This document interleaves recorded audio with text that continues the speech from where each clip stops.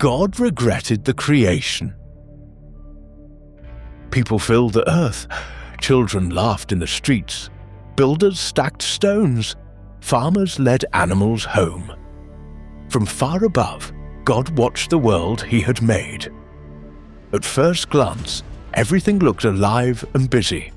But God didn't only see hands and feet. He saw hearts. And something inside those hearts had gone terribly wrong. Fathers argued with sons. Brothers pushed brothers. Strong people took what they wanted. Kindness grew rare. Truth was bent. Even when people woke up in the morning, their thoughts leaned toward harm. God listened to their words. He saw their choices. And his joy over creation began to fade into sorrow. The Bible says something many people never expect. God was sorry he had made mankind, but deep sorrow, like a parent watching a child choose darkness again and again. God's heart was wounded. The world he loved was hurting itself. This wasn't anger exploding. This was grief settling in. God felt pain because he cared. Every act of violence struck him like a heavy blow. Every lie echoed louder than thunder. The earth was loud with cruelty and quiet with love. God stood in that moment, carrying sorrow no one else could see. God looked at the land, the same land that once bloomed with hope. Now it groaned under human choices. People were alive, but their goodness was fading. The world kept moving, unaware that God himself was grieving. Heaven was silent, holding its breath. Then came a hard decision. God said he would wipe away what was broken. Not because he hated people, but because evil was destroying everything it touched. Love does not ignore sickness. Love acts even when it hurts. And this choice broke God's heart. But in the middle of sorrow, one name mattered. Noah. While the world ran toward violence, Noah walked with God. He listened. He trusted. God's eyes rested on him, not with regret, but with hope. Noah was not perfect, but he was faithful. And that faith mattered more than noise, power, or crowds. God did not forget mercy. Even while judgment loomed, grace quietly stood ready. This is the shocking truth most people miss. God's regret was not weakness. It was love. A love deep enough to feel pain. A love strong enough to act. A love that still searched for goodness in a broken world. The story does not begin with destruction. It begins with a grieving God and a faithful man. And what comes next will change the world forever. 2. The first lie didn't come from a human. The garden was perfect. Trees heavy with fruit, rivers laughing as they flowed. Adam and Eve walked without fear, no shame, no hiding. Every breath felt safe. God's words still echoed in the air, clear and loving. Life was simple. Trust was easy. And no one expected danger to speak so softly. But not every voice in the garden came from God. Something watched from the shadows. Something ancient, clever, patient. It did not roar like a monster. It waited. Evil never rushes when it plans to deceive. The serpent approached Eve, not with threats, not with force, with a question. Did God really say? The words sounded harmless, curious, almost friendly. But the seed of doubt slipped quietly into the air. Eve listened. God had spoken clearly before. But now another voice twisted his words just enough to confuse. The serpent didn't deny God right away. It bent the truth. That's how lies work best. Then came the lie. You will not surely die. No human had ever spoken those words before. This was the first lie in history, and it came from a spiritual enemy, a voice opposing God long before people learned how to deceive each other. The serpent promised something tempting.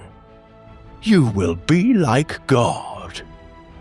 It made disobedience sound like freedom. It made rebellion sound like growth.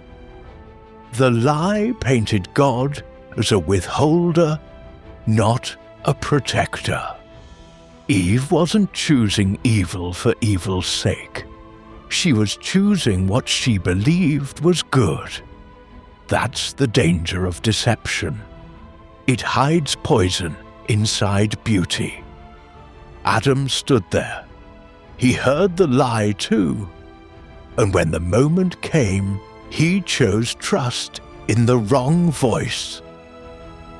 The fruit was taken, the lie was accepted, and something inside the world cracked. Nothing exploded, no lightning fell, but innocence vanished. Fear rushed in.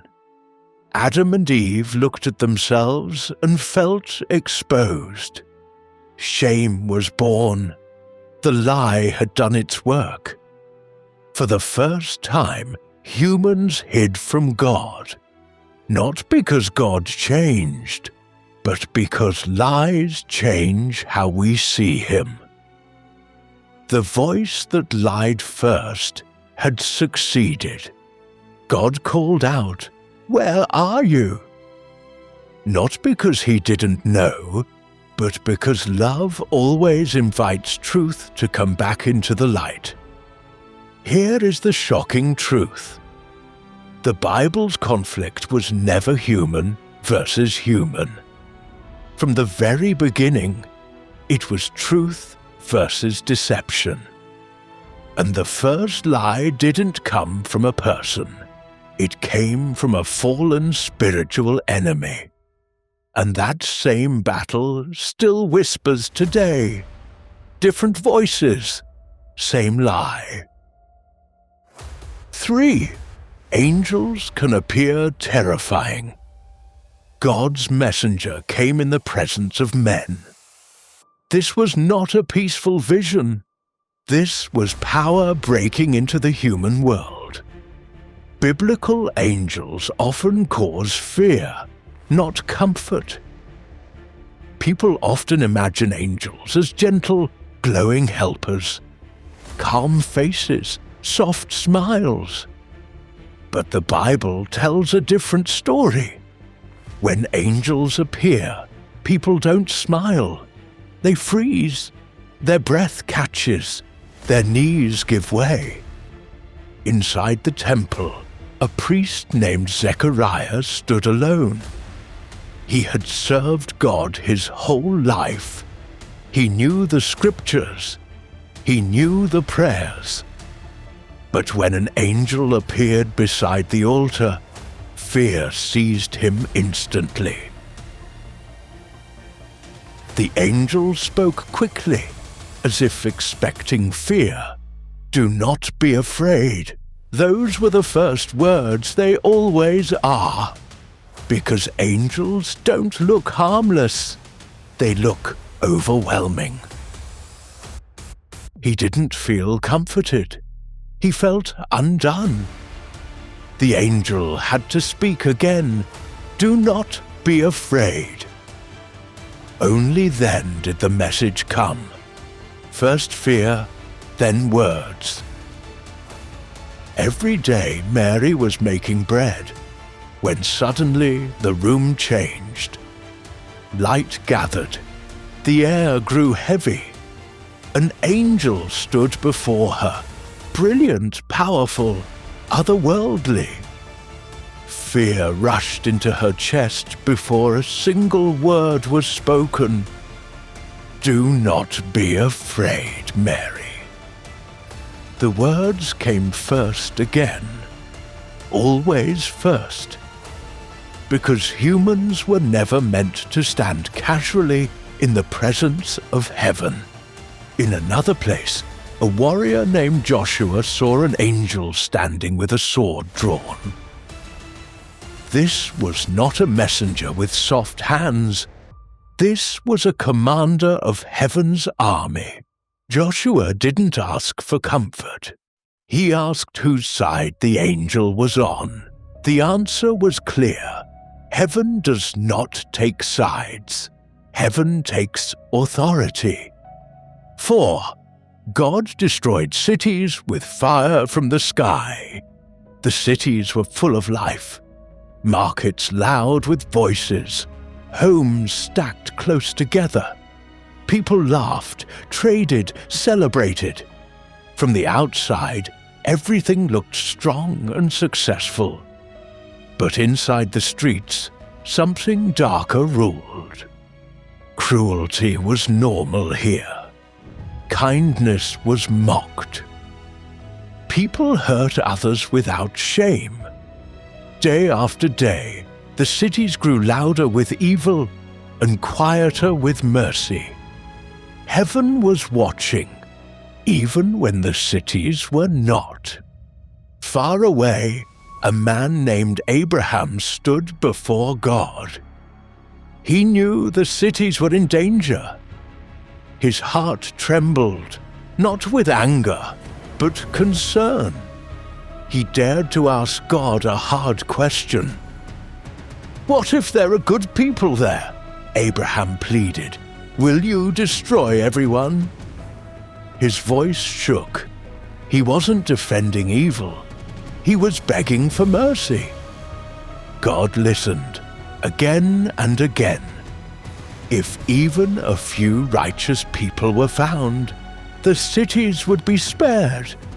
Mercy waited longer than judgment ever does. 2 angels arrived quietly, walking into the cities like ordinary travelers. But the darkness recognized them. Violence rushed towards them. The cities showed exactly what they had become.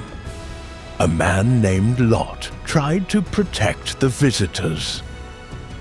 Outside, the crowd pressed harder. Their choices were no longer hidden. The night exposed everything. In a moment, the angel struck the attackers with blindness.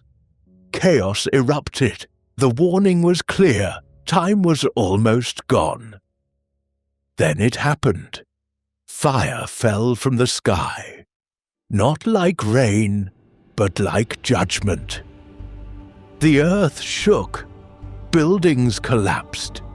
The cities were erased in moments. Abraham stood far away as smoke climbed upward like a furnace. Where cities once stood, nothing remained. Silence replaced noise. Ash replaced pride. "Run," the angels said. "Do not look back." Mercy gave one last chance. 5. The Bible mentions giants. Ancient giants weren't fairy tales. The Bible describes them as real, feared, and connected to a darker chapter of human history. Long before fairy tales existed, the Bible spoke of giants.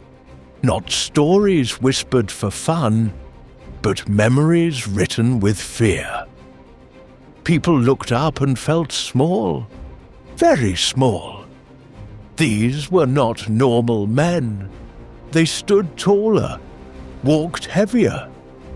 Generations later, the memory of giants had not faded. One still stood among the enemies of Israel. His armor gleamed. His voice thundered across the valley. His name was Goliath. He mocked. He challenged. He laughed at fear itself. Soldiers froze every time he stepped forward. Then a boy named David arrived. He wasn't tall, he wasn't armored, but he saw the giant differently. David didn't measure strength by height, he measured it by trust. One stone, one moment, the giant fell. The earth shook, not from his power, but from his defeat. The memory of giants cracked that day. The truth became clear. Giants were real, terrifying, powerful, but they were not greater than God. Here is the shocking truth most people miss. The Bible never treats giants like myths. It treats them like warnings, signs of a world drifting far from its design. 6. God once stopped the sun. Time itself paused during a battle. The Bible records a day so long it shocked even ancient historians. The sun climbed like it always did. Soldiers tightened armor. Shields scraped stone. It felt like a normal day for war, except nothing about this day would end normally. Israel was outnumbered. Enemies pressed in from every side. If night fell, the battle would be lost. Darkness would protect the fleeing armies. Time was running out. Joshua did something no general had ever done. He spoke not to soldiers, but to the heavens. His voice cut through the noise of war, and the impossible happened. The sun stopped moving. The moon paused. Shadows refused to shift. Time itself froze, as if creation leaned in to listen. The enemies ran, but there was nowhere to hide. No darkness to save them. No night to cover their escape. Time itself stood against them. Bible claims God controls events and time itself. 7. A man lived inside a giant fish. Not a metaphor, not poetry. A prophet named Jonah received a message from God. He was told to go east, to warn a violent city. Jonah listened, and then ran the opposite direction. Jonah boarded a ship heading far away. He thought distance could silence God's voice. The sea, however, had other plans. Without warning, the sky broke open. Waves slammed the ship. Sailors shouted. Cargo slid across the deck. This was no ordinary storm. It hunted one man. While sailors panicked, Jonah slept. The storm roared louder, as if calling his name. Escape had ended. The crew searched for answers. The lot fell on Jonah. He stood and confessed, "Throw me into the sea." His voice was calm. He knew why the storm had come. Jonah plunged into the waves. Instantly, the sea grew quiet. The ship drifted safely, but Jonah sank down into darkness. Cold wrapped around him. A giant fish swallowed Jonah whole. No struggle, no escape. Darkness closed in completely. Inside the creature, Jonah lived. 3 days, 3 nights, not a dream, not poetry. The Bible records it as history. 8. God gave nations over to their own desires. One of the scariest judgments in Scripture isn't fire or plagues. It's when God steps back and lets people have exactly what they want. The nation looked successful. Buildings rose high. Music filled the air. People celebrated freedom and strength. From the outside, it felt unstoppable. But something invisible was happening underneath all the noise. People stopped listening to God. Not suddenly, slowly. Truth became inconvenient. Gratitude faded. Pride took its place. No one felt trapped. They felt free. They didn't bow to stone statues anymore. They bowed to desires, to pleasure, to control, to themselves. And they called it progress. God warned them, quietly at first, through conscience, through history, through consequences. But warnings were brushed aside like dust. Then something terrifying happened. God did not send fire. He did not send plagues. He stepped back. The Bible uses chilling words. God gave them over. Not forced, not attacked, released. He let them follow their own desires completely. What people wanted began to destroy them. Relationships cracked. Violence grew. Confusion spread. The cost of desire came due. Here is the shocking truth most people miss. Sometimes the worst judgment is not what God does, but what He allows. Heaven rejoices, moreover, one lost person than 99 faithful ones.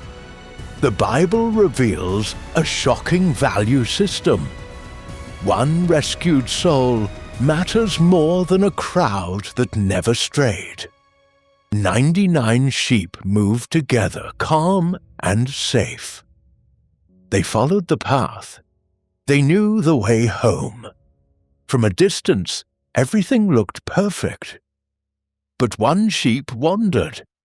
Not loudly, not angrily, just slowly, step by step, until it realized it was alone. The lost sheep bleated softly. No flock answered. The hills felt bigger now. Fear crept in where freedom once felt exciting. The shepherd counted. Once, twice. His smile faded. One was missing. And suddenly, the 99 didn't feel like enough. He did something unexpected. He left the 99 in safety and went searching. Through rocks, through thorns, through danger. Hours passed. The shepherd called out into the dark. He wasn't angry. He wasn't disappointed. He was determined. At last, he found it. The sheep was stuck. Dirty, tired, too weak to move. It didn't run. It didn't argue. It just looked up. The shepherd smiled. He lifted the sheep and carried it home. No scolding, no lecture, just relief. When he returned, he called his friends. "Rejoice with me," he said, "what was lost is found." Then Jesus revealed something shocking. Heaven throws a bigger celebration for one lost person who returns than for 99 who never left.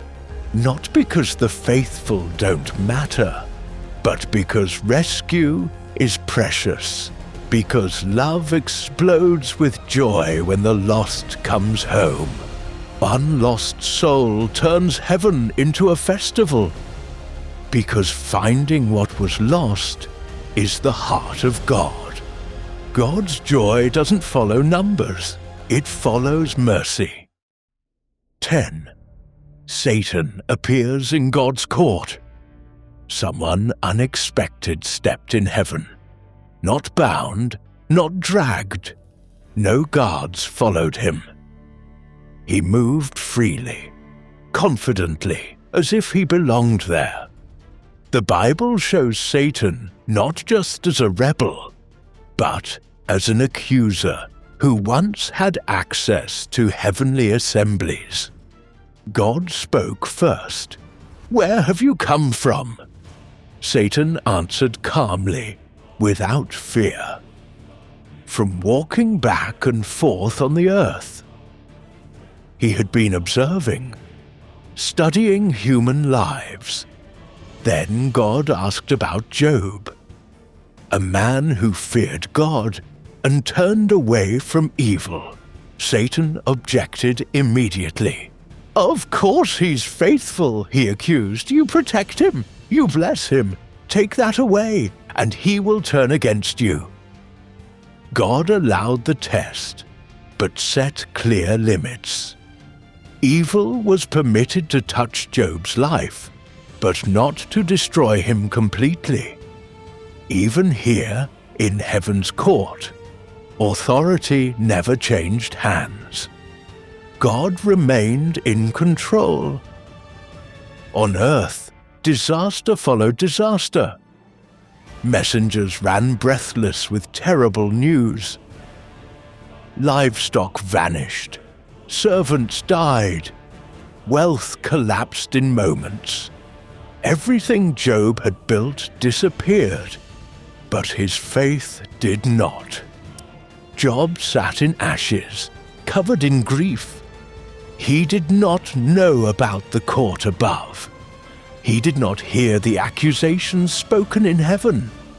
He only felt pain, loss, confusion, and still he did not curse God. Here is the shocking truth most people miss. The Bible shows Satan not only as a monster, but as an accuser who once had access, voice, and permission, always under God's rule. Evil spoke, heaven listened, and still God remained in control. 11. When the world agreed on the wrong thing. The people spoke one language, one voice, one plan.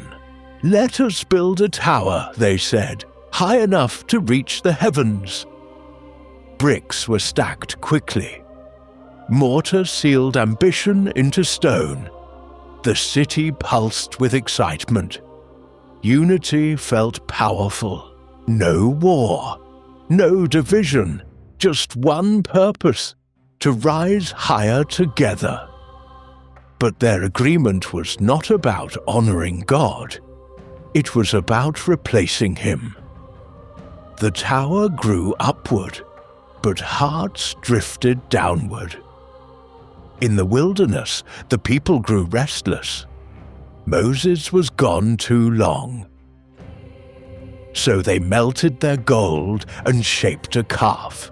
"This is your God," they shouted. "One nation, one idol, one celebration." Ancient kings rose with pride. Babylon boasted. Pharaoh hardened his heart. Empires stretched across continents, convinced they would never fall. They built statues to themselves. They trusted armies more than God. For a time, they looked unstoppable. But power without humility always cracks. Thrones toppled, walls burned, crowns fell into dust. History whispered the same warning again and again. Unity without God never lasts. New Jerusalem descended from heaven, brilliant, alive, untouchable. Satan watched from the shadows, seeing what he tried to prevent. The rebellion was over. 12. When heaven will be our home. For thousands of years, many believed the story ended with escape. Earth destroyed. Souls leaving behind what was broken. A quiet ending somewhere far away. But the Bible tells a different ending altogether. John was shown a vision. Not of people escaping upward into heaven, but of heaven opening and moving downward. Light poured through the sky like a promise finally kept. Heaven did not pull people away from earth. It came toward them. A city appeared, brilliant beyond description, alive with light, shaped by purpose. It was called New Jerusalem, not built by human hands, not earned by effort, prepared carefully, lovingly, like a gift waiting to be opened. People came from every nation, every language, every past. There were no borders here, no fear, no enemies. Faces were healed, hearts were whole. No one ran, no one hid. Everyone walked freely toward the light. God Himself was with them. No distance remained. No veil stood between heaven and humanity. He wiped away every tear, not some, not most, every one. Pain had no memory left to cling to. There was no more death, no sickness, no mourning, no fear of tomorrow. Graves were gone. Crying children were gone. The things that once ruled the world had vanished forever. Evil did not escape. It did not hide. It did not return later. It ended completely, like a shadow erased by morning light. History came full circle. Creation healed, humanity restored. God and people together again. Nothing missing, nothing broken. God did not abandon earth. He came back for it.